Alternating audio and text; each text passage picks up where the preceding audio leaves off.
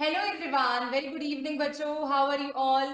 I welcome you all on my channel Amrita Raval Biology. And dear students, this channel is basically a platform for all of you to study online with me in the best possible manner. I try to teach you all with all the possible images and imaginations, visualizations, theoretical concepts, etc. सो बच्चे लोग आप लोग इस channel को please share भी करें, साथ साथ में पढ़ें भी और कमेंट करके बताएं भी कि आप लोगों को समझ में आता है या नहीं सब कुछ. कोई डाउट तो नहीं आता, कुछ डिफिकल्टी तो नहीं आती है? अगर आती है तो उसे भी कमेंट में आप लोग लिख सकते हैं.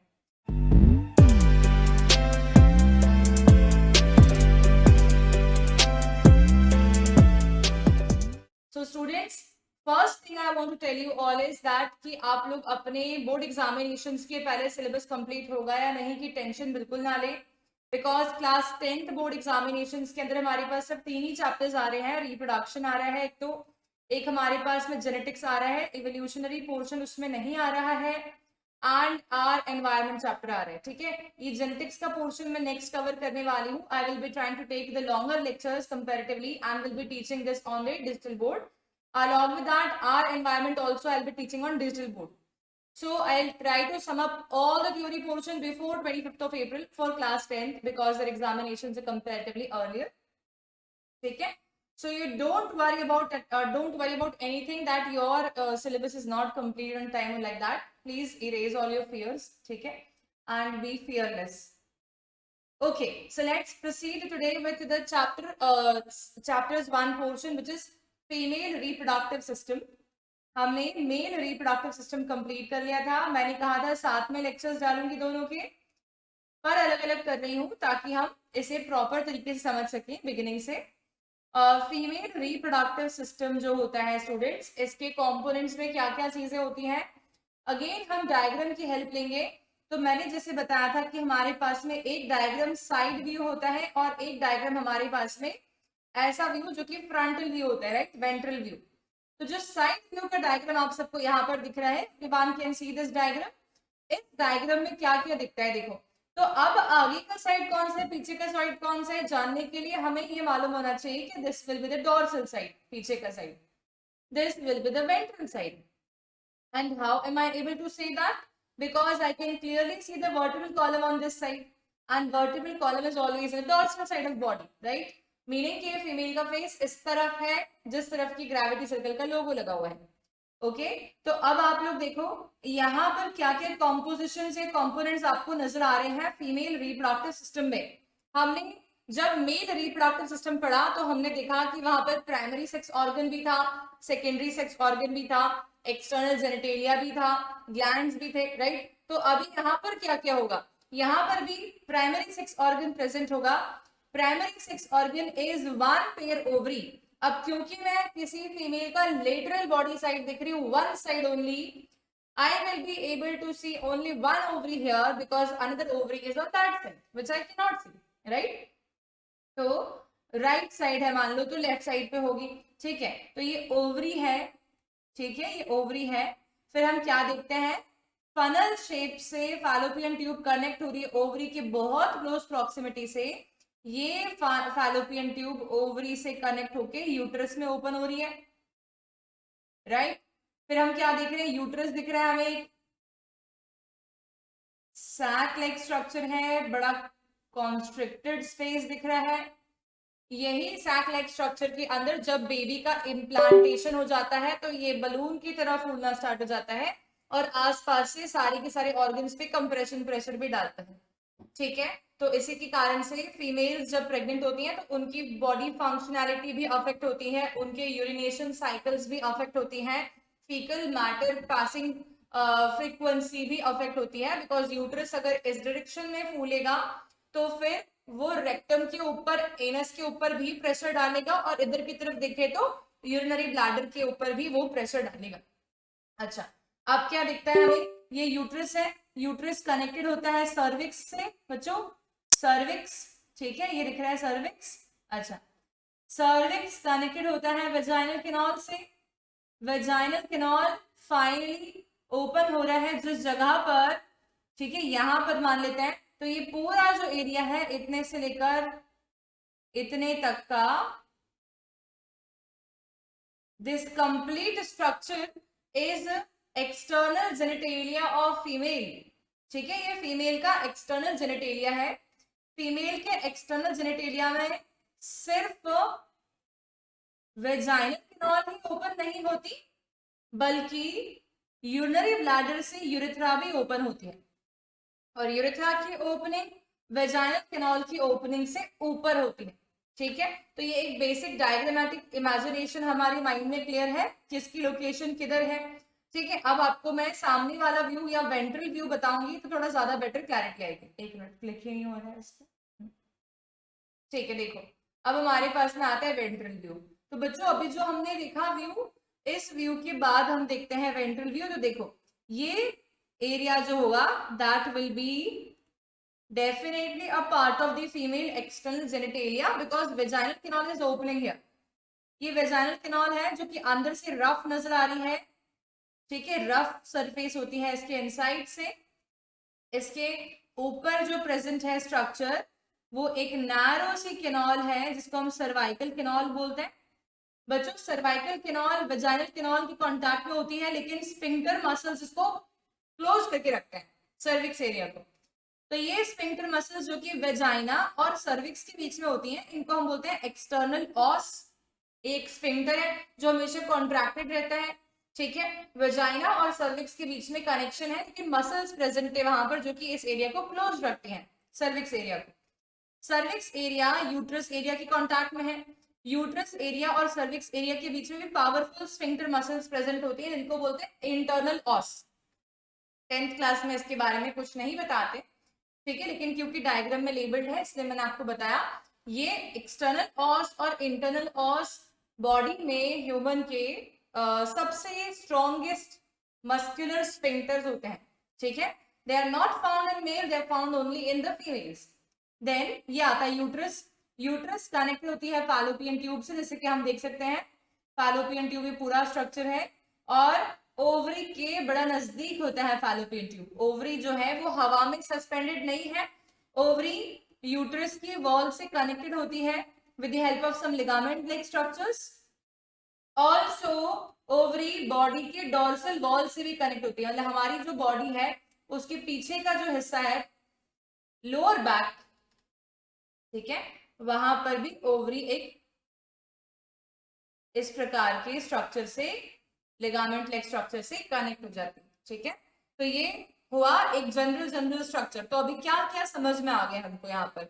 हमें समझ में ये आया है पहली बात तो कि primary sex organ 1 pair ovary है। इसके अलावा जो भी पोर्शंस हमें दिख रहे हैं वो सब के सब डक्ट सिस्टम में काउंट होने चाहिए। ठीक है, तो मैं इरेज कर रही हूँ सारे इन। देखो क्या क्या देखा हमने, एक तो हमने देखा प्राइमरी सेक्स ऑर्गन, एक हमने देखा 1 पेयर ओवरी, ये हो जाएगा प्राइमरी सेक्स ऑर्गन।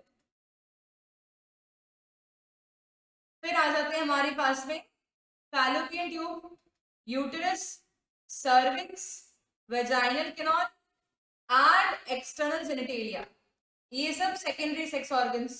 और ग्लैंड्स, क्या फीमेल रिप्रोडक्टिव ट्रैक्ट में कोई ग्लैंड्स नहीं होते?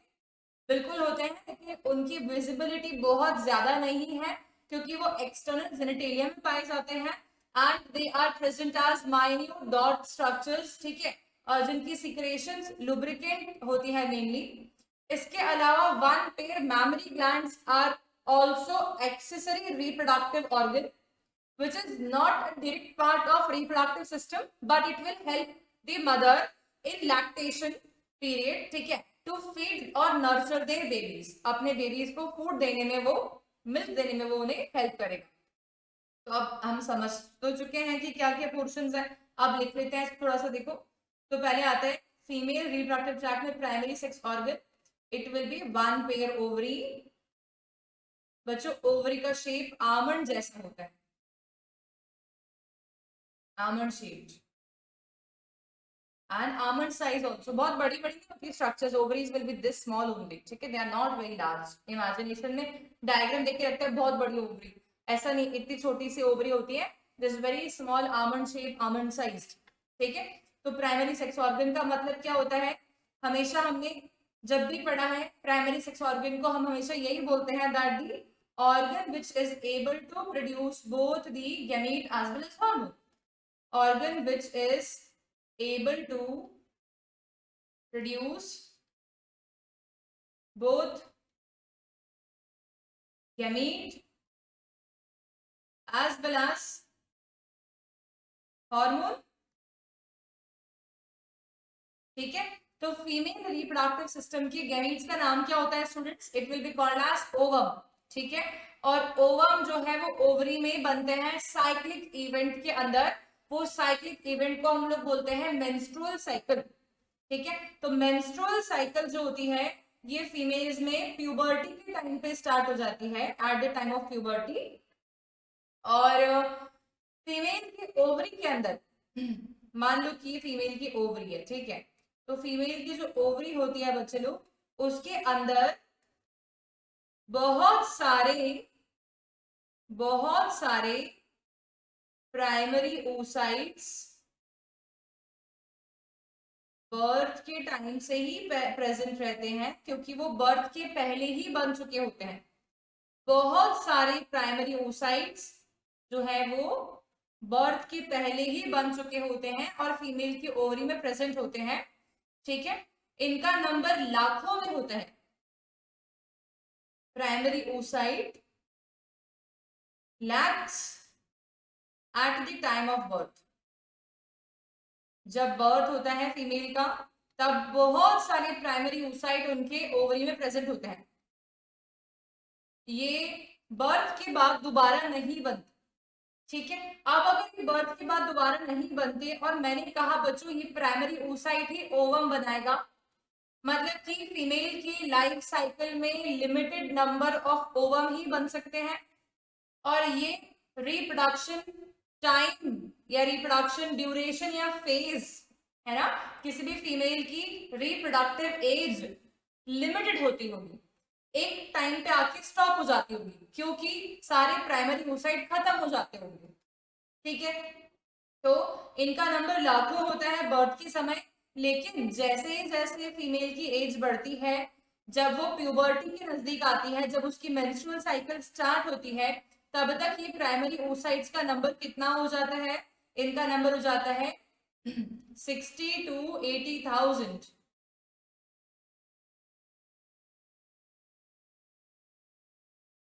एट प्यूबर्टी, जो कि रेंज में होता है। ठीक है, और ये प्यूबर्टी कब आती है? प्यूबर्टी की एज होती है अप्रोक्सीमेटली, अगर हम एक मतलब रेंज देखें तो it could be 11 to 14 years mostly nowadays. ठीक है, पहले 13-14 बोला करते थे, आजकल 11 से 14 साल बोलते हैं। तो ये इस टाइम पर प्यूबर्टी आ जाती है फीमेल की और उनके दोनों ओवरीज में 60,000 से 80,000 प्राइमरी oocyte प्रेजेंट होते हैं। ठीक है, मतलब कि टोटल देखा जाए तो 1,20,000 से लेकर के 80,000 मतलब 1,60,000 तक दोनों ओवरी का मिला के। ठीक है, ये प्राइमरी oocyte बच्चों हर मेंस्ट्रुअल साइकिल में एक प्राइमरी oocyte एक साइकिल के अंदर अंडरगो करके एक ओवम बनाता है। ठीक है, तो मेंस्ट्रुअल साइकिल क्या है? Cyclic event occurring in ovary and uterus leading to formation of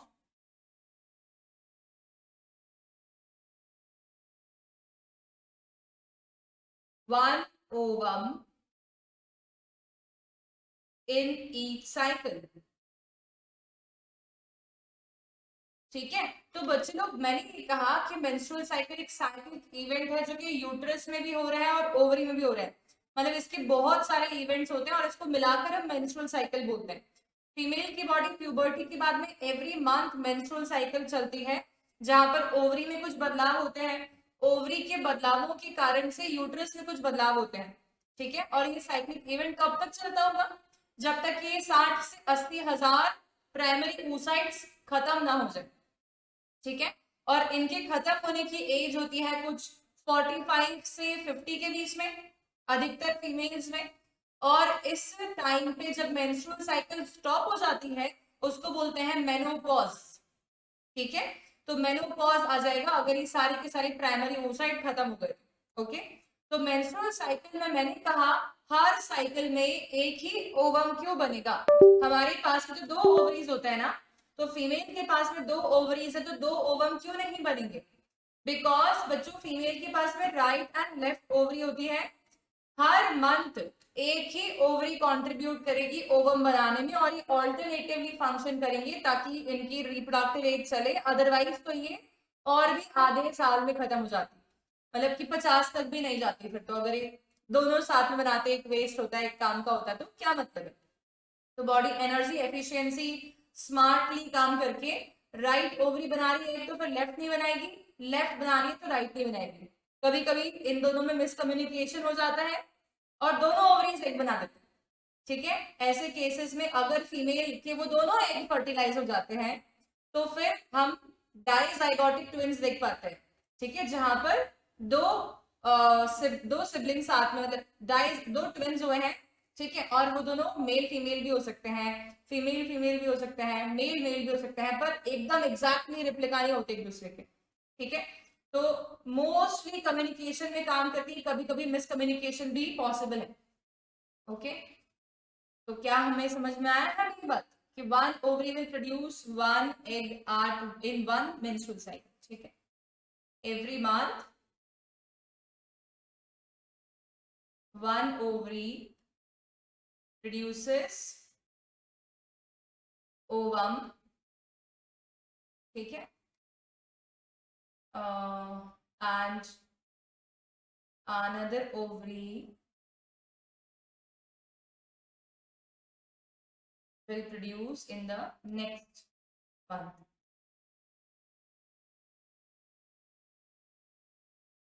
Produce ovum in next month. That means alternative.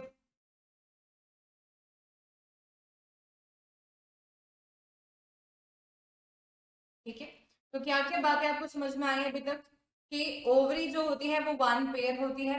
ठीक है, ओवरी के अंदर बहुत सारे बर्थ के समय से प्राइमरी oocytes प्रेजेंट होते हैं।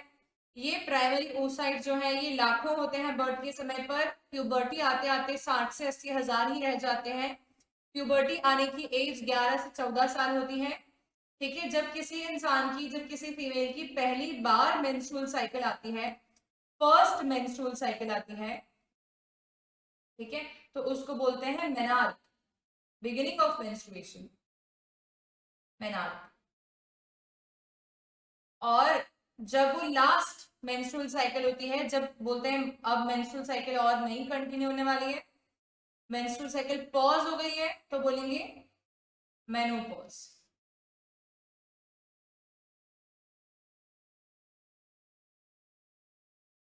मेनोपॉज। ठीक है बच्चों, तो ये बात हमें समझ में आई। अच्छा, ये 60 से 80 हजार क्यों रह जाते हैं? क्योंकि ये डैमेज होते जाते हैं समय के साथ साथ में, समय के साथ साथ में ये डैमेज होते जाएंगे, खत्म होते जाएंगे। ठीक है, और कुछ ही बचेंगे नंबर में। ऐसे करते करते हम बोलेंगे कि इनका नंबर रिड्यूस होते जाता है एज के साथ साथ में। ठीक है, मेंस्ट्रुअल साइकिल एक साइक्लिक इवेंट होता है जहां पर ओवरी और यूट्रस दोनों के अंदर कुछ चेंजेस आते हैं एवरी मंथ। ठीक है, एंड ये चेंजेस जो है ये बेसिकली ओवम प्रोड्यूस होता है और इसके साथ साथ में ये चेंजेस जो है ये यूट्रस को प्रिपेयर भी करते हैं for fertilize for implantation. So cyclic event occurring in ovary and uterus leading to formation of ovum in each cycle and करके लिख दूं यहाँ पर आगे मैं, and preparation of uterus for pregnancy। ठीक है, तो ये हुआ menstrual cycle का full definition। Okay, is this clear to everyone?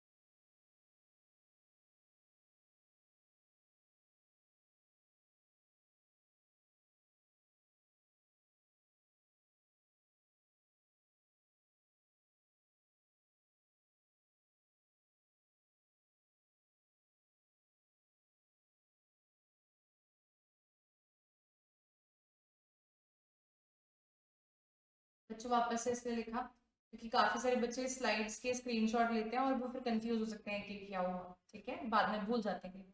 चलिए, सो दिस इज डन। अब आपको बताती हूँ मैं कि ओवरी ने एग बना दिया है, ठीक है। अभी एग के साथ में क्या होगा, ये जो एग बनाया है ये बनाया ओवरी ने, ठीक है। अब यहाँ से मान लो कि ओवरी की वॉल है और एग इसके अंदर बन रहा है, ऑफ कोर्स सी बात है। तो काफी सारी स्टेजेस ऑफ फॉलिकुलर डेवलपमेंट के अंदर ये एग बनता है, ठीक है। और ये एग जो है ये ओवरी की वॉल को तोड़ते हुए बाहर आता है, ओवरी की वॉल को रप्चर करके ये एग बाहर आता है। एग के बाहर आने को, ओवरी के वॉल रप्चर करके एग के रिलीज होने की प्रोसेस को बोलते हैं ओव्यूलेशन, ठीक है। तो ovulation meaning the release of egg from the ovary will take place under the influence of some hormones.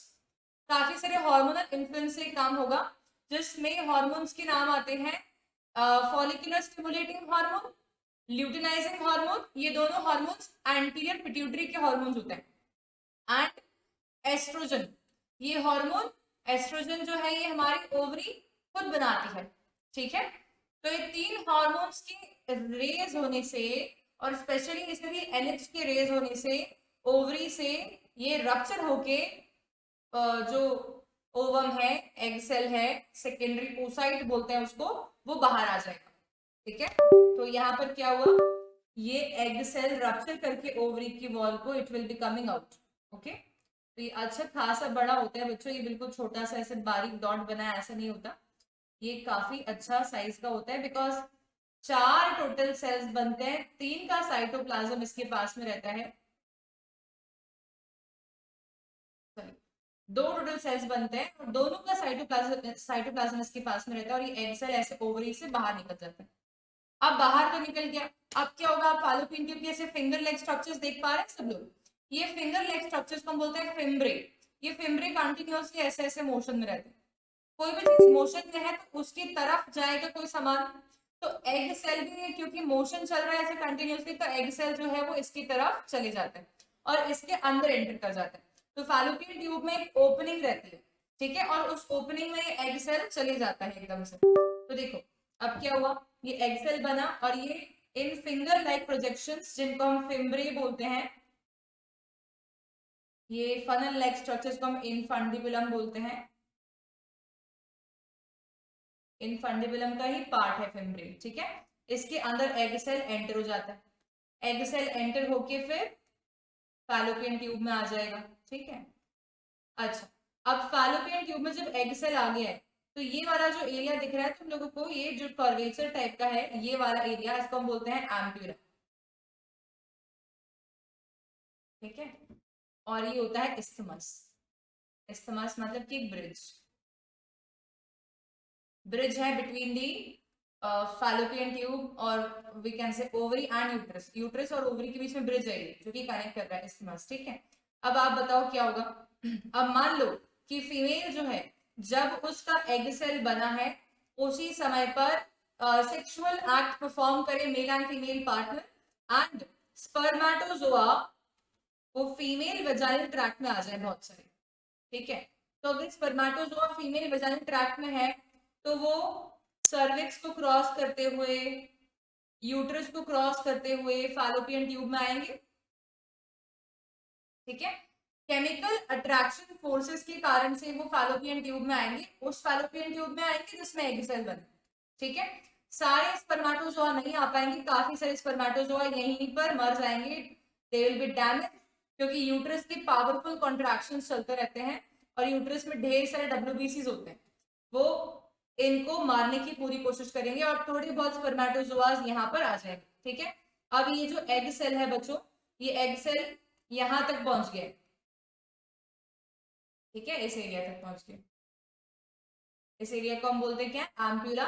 ये एम्प्यूला में आ गए और एम्प्यूला में ही स्पर्मेटोजोआ भी आ गए तैरते हुए, बहुत सारे, सारे के सारे स्पर्मेटोजोआ जो है इसको इसके अंदर पेनिट्रेट करने की ट्राई करेंगे, पर उनमें से एक ही फ्यूज कर पाएगा इसके साथ में, सारे के सारे नहीं, बाकी सारे जो है they will be killed by the डब्ल्यूबीसीज, they will be taken for the nutrition, डब्ल्यूबीसीज nutrition obtain कर लेंगे उनसे, ठीक है। सिर्फ एक ही स्पर्मेटोजोआ इसके साथ में फ्यूज कर पाएगा to form the zygote, So when the egg cell secondary oocyte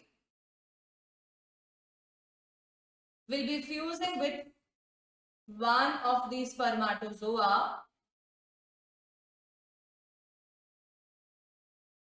ठीक है, then because of the fusion यहां पर बनेगा जाइगोट,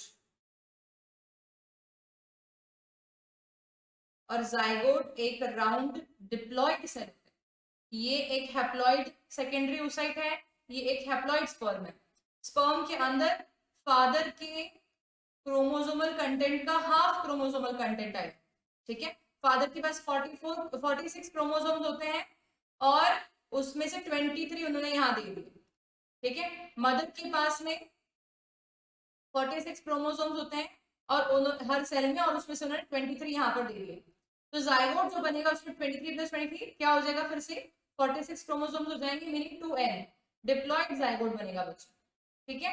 ये डिप्लॉइड जाइगोट अब कहाँ बन चुका है, डिप्लॉइड जाइगोट बना है, फर्टिलाइजेशन का प्रोडक्ट है वो, और बना है कहाँ पर, एम्प्यूला में, ठीक है। ये जाइगोट एम्प्यूला से फिर जाएगा इस्थमस में, तब तक ये डिवाइड करना चालू कर देगा। अब आप लोगों को मैं कुछ और इमेज दिखाती हूँ, देखो ये हमने एग रिलीज होते हुए देखा, हमने देखा कि स्पर्मेटोजोआ आई, फर्टिलाइजेशन हो गया यहाँ पर जो मैं आपको बना के दिखाया अभी। अब जाइगोट बन चुका है, जाइगोट डिवाइड करना चालू कर चुका है। आप देखो यहाँ पर 2 सेल स्टेज बन गया है, फिर 4 सेल स्टेज बन गया है, 8 to 16 सेल स्टेज बन गया है, 16 to 32 सेल स्टेज बन गया है, ठीक है। ये जाइगोट है। यहाँ पर ये मॉरुला बोलते हैं इसको अपन, 8 से 16 सेल स्टेज को मॉरुला बोलते हैं, 16 से 32 सेल एम्ब्रियो को बोलते हैं ब्लास्टोसिस्ट। ये ब्लास्टोसिस्ट बन के यूट्रस के अंदर तक आ गया है ना। अब आप ये देख पा रहे हो क्या कि अभी हमने देखा कि यहाँ पर जो फॉर्मेशन हुआ है जाइगोट का, ये जाइगोट के बाद सॉरी यहाँ पे फ्यूजन हुआ है, जाइगोट बन गया, zygote 2 cell 4 cell 8 to 16 cell 16 32 cell बनते बनते आगे प्रोसीड होते जा रहे हैं। मूवमेंट नहीं कर सकता है जाइगोट अपने दम पर, फिर कैसे मूव करता है, यहाँ पर एग सेल के पास में कोई मोटाइल स्ट्रक्चर नहीं होता, फिर कैसे मूवमेंट हो रहा है। ये जितनी भी फैलोपियन ट्यूब के स्ट्रक्चर है बच्चों, इसके अंदर बहुत सारे सीलिया प्रेजेंट है, ठीक है। वो सीलिया मूव कर रहे होते हैं कंटिन्यूसली, जिसके कारण से आगे आगे आगे आगे पुश होते जाते हैं, ठीक है। तो ये ऐसे पुशिंग फोर्स के कारण यहाँ तक आ गया। ब्लास्टोसिस्ट अब जो है ये यूट्रस के वॉल के इनर मोस्ट लाइनिंग में अपने आप को धंसा लेगा। ये देखो ये यूट्रस की वॉल की इनर मोस्ट लाइनिंग है बच्चों, इसके अंदर ये ब्लास्टोसिस्ट अपने आप को धंसा लेगा, और इस प्रोसेस को बोलते हैं इम्प्लांटेशन होना, ठीक है। जाइगोट के बाद से यहाँ पर ये वाला स्टेज हो गया, ये वाला हो गया, ये वाला हो गया, ये वाला हो गया, ये सारे के सारे स्टेजेस जो है, इन सब में हम इन स्ट्रक्चर्स को अगर कुछ कलेक्टिव टर्म देना चाहें तो हम इनको एम्ब्रियो बोल सकते हैं। जाइगोट के बाद में एम्ब्रियो के डिफरेंट डिफरेंट डेवलपमेंटल स्टेजेस के नाम है, मोरुला, ब्लास्टोसिस्ट एक्सेट्रा। और ब्लास्टोसिस्ट एम्ब्रियो का वो स्ट्रक्चर है जो कि इम्प्लांट हो जाता है मदर की एंडोमेट्रियल लाइनिंग में, धंस जाता है, ठीक है। मदर की एंडोमेट्रियल लाइन में धंस जाएगा ये, ओके। तो ये पूरा पाथवे आई होप आप लोगों को सबको क्लियर हुआ है। अच्छा, तो अब हम क्या इसके बारे में समझे या लिखे, हम प्राइमरी सेक्स ऑर्गन के डिटेल तो ऑलरेडी लिख चुके हैं, ठीक है। यहाँ पर एक पॉइंट और मेंशन करेंगे प्राइमरी सेक्स ऑर्गन में ही,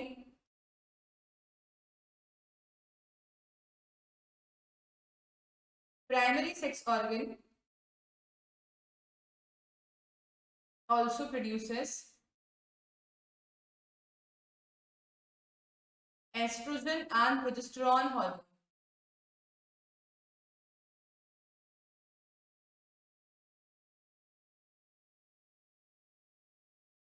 ठीक है। अच्छा, तो ये हार्मोन भी बनाता है और ये गैमेट सेल भी बनाता है एक सेल। तो अब हमारे पास में पाथवे क्या है, secondary oocyte is produced by ovary, ठीक है, in menstrual cycle,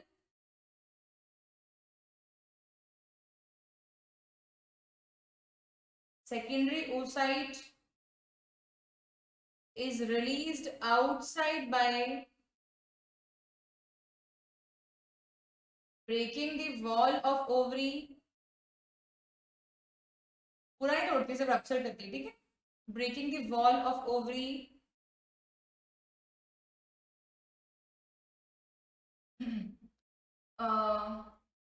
on the day of ovulation, जिस दिन ओव्यूलेशन होता है उस दिन ये होता है, ठीक है। In influence of FSH, estrogen and LH mainly, जिसमें कि मैं LH के ऊपर डबल स्टार लगा रही हूँ बच्चों, एक्चुअली में सबसे इंपॉर्टेंट हार्मोन यही है, ठीक है। FSH का फुल फॉर्म है फॉलिकुलर स्टिमुलेटिंग हार्मोन,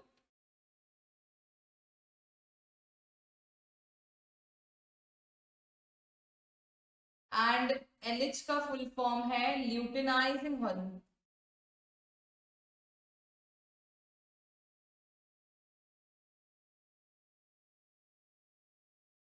ओके, सो ये हुआ। इसके बाद में क्या होगा, secondary oocyte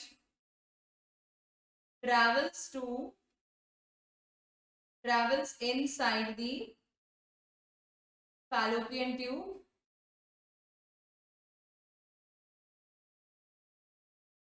it is catched, इसको कैच किया था लिटरली किसने, fallopian tube के वो फिंगर लाइक प्रोजेक्शंस ने, by फिम्ब्रे क्या होता है, finger like projections of infundibulum part of fallopian tube, fimbriae, ठीक है, फिंगर लाइक प्रोजेक्शंस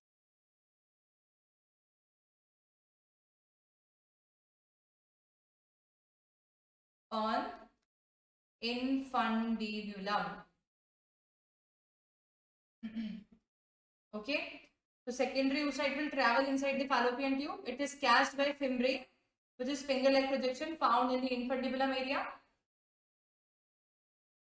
इसके बाद एरो बना के अगले स्लाइड पे लिख रही हूँ।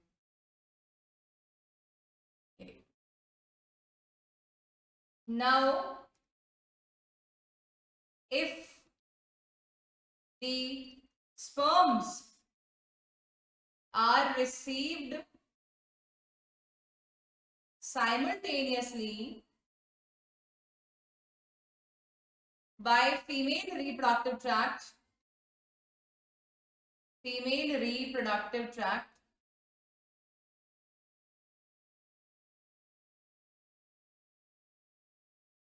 ठीक है। स्पर्म का पाथवे तो हम सब जानते हैं। फीमेल रिप्रोडक्टिव ट्रैक्ट में क्या पाथवे होता है ये देख लेते हैं। वेजाइनल कैनाल में आएंगे, यहां से वो जाएंगे सर्विकल कैनाल में, सर्विक्स कैनाल में, वहां से वो जाएंगे यूट्रस में, वहां से वो जाएंगे फैलोपियन ट्यूब में, कि वो दूसरे रास्ते से आ रहे हैं, ये रास्ते में मिलने वाले, ठीक है। So now if the sperms are received simultaneously by female reproductive tract on the day of ovulation, then fertilization occurs.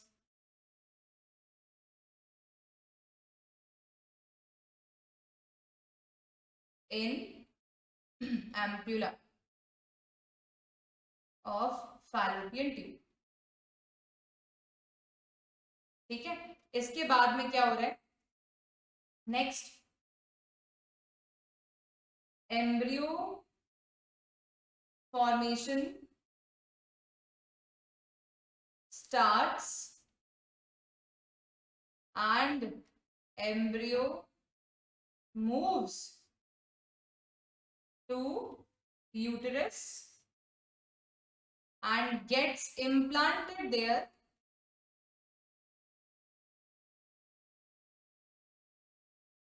in uterine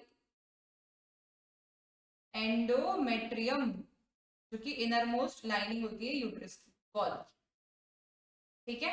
इस स्टेज पर जब वो इम्प्लांट हो रहा था, हमने इसको क्या नाम दिया था, इस एम्ब्रियो को हमने क्या नाम दिया था, ब्लास्टोसिस्ट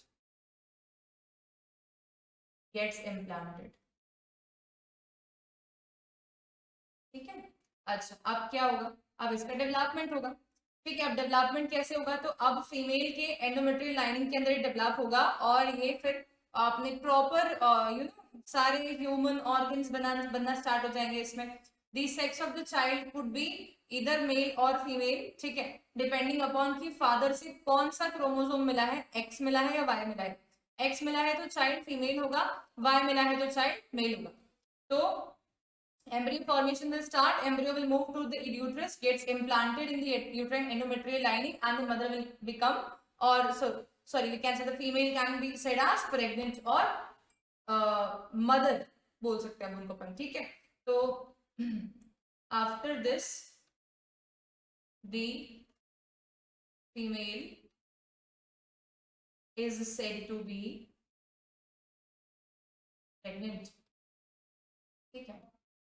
और ये प्रेगनेंसी फेज कितने टाइम चलता है बच्चों, 266 डेज और 9 मंथ, ठीक है।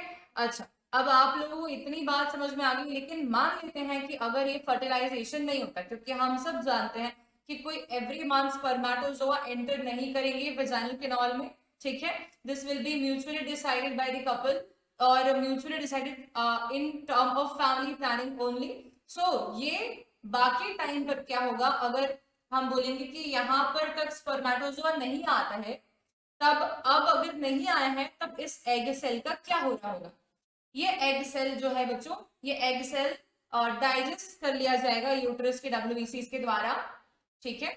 और यूट्राइन एंडोमेट्रियल लाइनिंग को थिक बनाया था कि प्रोबेबल चांसेस है कि प्रोबेबल चांसेस है कि प्रेगनेंसी हो। तो 14th डे पे ओव्यूलेशन जो होता है उसके बाद से एंडोमेट्रियल लाइनिंग यूट्रस की इनर वॉल की थिक होती जाती है, ठीक है। थिक मेंटेन रहती है, थिक मेंटेन रहती है। लेकिन अगर ये फर्टिलाइजेशन नहीं हुआ तो ये थिक एंडोमेट्रियल लाइनिंग के मेंटेन होने का कोई मतलब नहीं है, कोई लॉजिक नहीं है। तो ये एंडोमेट्रियल लाइनिंग शेड हो जाती है, ठीक है। मतलब कि 14th डे पे ओव्यूलेशन हुआ, 28th डे पर ये एंडोमेट्रियल लाइनिंग शेड हो जाती है इन जनरल। और इस शेडिंग ऑफ एंडोमेट्रियल लाइनिंग को हम बोलते हैं मेंस्ट्रुएशन। और menstruation will be a bleeding phase which will look somewhat like this, that if by any chance this endometrium shedding endometrium thickening जो है यहाँ पर कोई इम्प्लांटेशन हुआ तो ठीक है, नहीं हुआ तो फिर ये एंडोमेट्रियल लाइनिंग शेड हो जाएगी। देखो आपको दिखाया यहाँ पर कि एग सेल डाइजेस्ट हो गया है, क्योंकि स्पर्मेटोजोआ तो आए नहीं इधर, है ना। यहाँ पर देखते हैं अपन, इसमें मैं लेजर से बता रही हूँ, देखो यहाँ से वापस आएगा पूरा, ये देखो ये एग बना, ये एग गया, यहाँ पर कोई स्पर्म नहीं था तो ये डाइजेस्ट कर लिया गया, एंडोमेट्रियल लाइनिंग थिक तो हुई थी पर फिर वो बाद में पूरी शेड हो जाएगी, रप्चर हो जाएगी। इसको बोलते हैं menstruation. Menstruation is a bleeding phase, bleeding phase which lasts for few days, ठीक है, जो कि एनसीईआरटी क्लास 10th के अकॉर्डिंग 2 to 8 डेज होते हैं, है ना। जनरली ये नहीं बोलते हैं अपन, हमेशा हम बोलते हैं 1 to 3 और 1 to 5 डेज, लेकिन क्लास 10th एनसीईआरटी में 2 to 8 डेज लिखा है तो हम वो लिखेंगे, क्योंकि हमारे लिए एनसीईआरटी भी इंपॉर्टेंट है, हमारे बोर्ड एग्जामिनेशन में वही हमें कंसिडर करनी चाहिए। तो students, this is about the all the steps involved in the female reproduction, sexual reproduction of human, ठीक है, जिसमें कि एग सेल और स्पर्मेटोजोआ फ्यूज कैसे होते हैं, फर्टिलाइज कैसे होता है, एम्ब्रियो कैसे बनता है, ये सब मैंने बता दिया, ठीक है। so this is all about the reproduction in female। अच्छा, अब आप लोगों को यहाँ पर पूरा जब मैंने पढ़ा दिया है तो हमने एक चीज नहीं पढ़ी है, उसको भी मैं एक बार कंसिडर कर लेती हूँ, बता देती हूँ। देखो कि मैंने कहा कि फीमेल रिप्रोडक्टिव ट्रैक्ट जो है वो एक्सटर्नल जेनिटेलिया में ओपन होना चाहिए। अभी तक हमने जो एक्सरे डक्ट पढ़ी थी उसके नाम क्या क्या थे, देखो हमने पहले तो प्राइमरी सेक्स ऑर्गन पढ़ लिया, जिसका नाम हमने ओवरी रख दिया, ठीक है, यहाँ पर लिख दिया। और फिर हमने सेकेंडरी सेक्स ऑर्गन के बारे में सब तो पढ़ लिया, लेकिन अलग से नाम नहीं लिखा, तो मैं सिर्फ नाम लिख रही हूँ यहाँ पर। इसमें एक्सरे डक्ट के बारे में बात कर लेते हैं अगर, तो पहले आती है हमारे पास में फैलोपियन ट्यूब, ठीक है, इसी को और क्या बोलते हैं, ओविडक्ट, है ना। सेकेंडरी oocyte यहाँ पर ट्रैवल करते हैं। अच्छा, ये वापस लिखने की जरूरत नहीं है क्योंकि हमने ये ऑलरेडी लिख लिया है, पढ़ लिया। इसे फैलोपियन ट्यूब भी बोलते हैं, सिर्फ इतना लिखवा रही हूँ। Works as a connection between ovary and uterus. ठीक है, चलो तो ये 2 पॉइंट्स हुए फैलोपियन ट्यूब के बारे में। साइट ऑफ फर्टिलाइजेशन भी फैलोपियन ट्यूब में ही होगा। नेक्स्ट आता है फिर हमारे पास में यूटेरस। यूटेरस एक इन्वर्टेड टीयर शेप का स्ट्रक्चर होता है,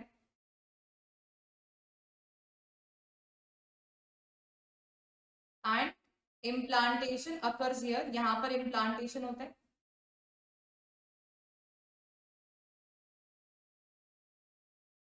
और इट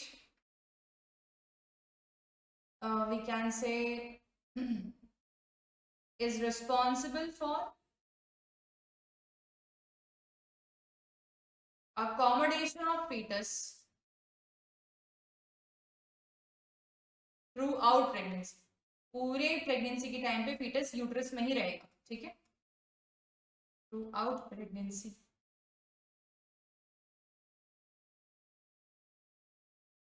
बच्चों, यूट्रस के लिए शब्द वोम्ब का इस्तेमाल भी करते हैं, लेकिन कब, जब फीमेल प्रेग्नेंट होती है। थर्ड हमारे पास में आता है फिर cervix. It is a narrow canal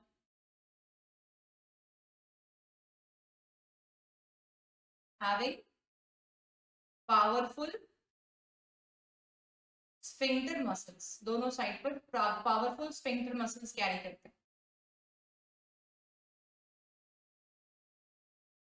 ठीक है, देन आता है the, vaginal canal.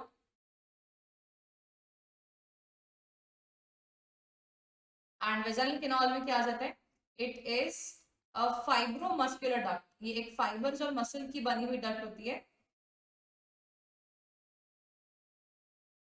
And is rough inside.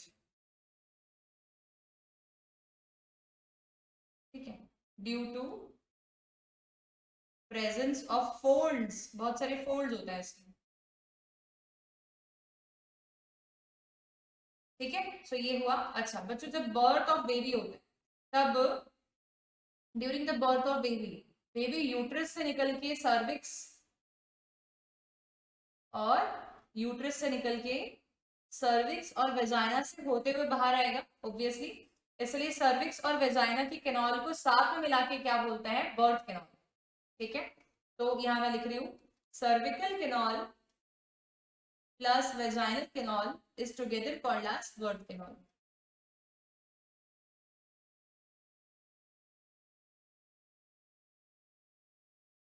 Birth canal, ठीक है बच्चों।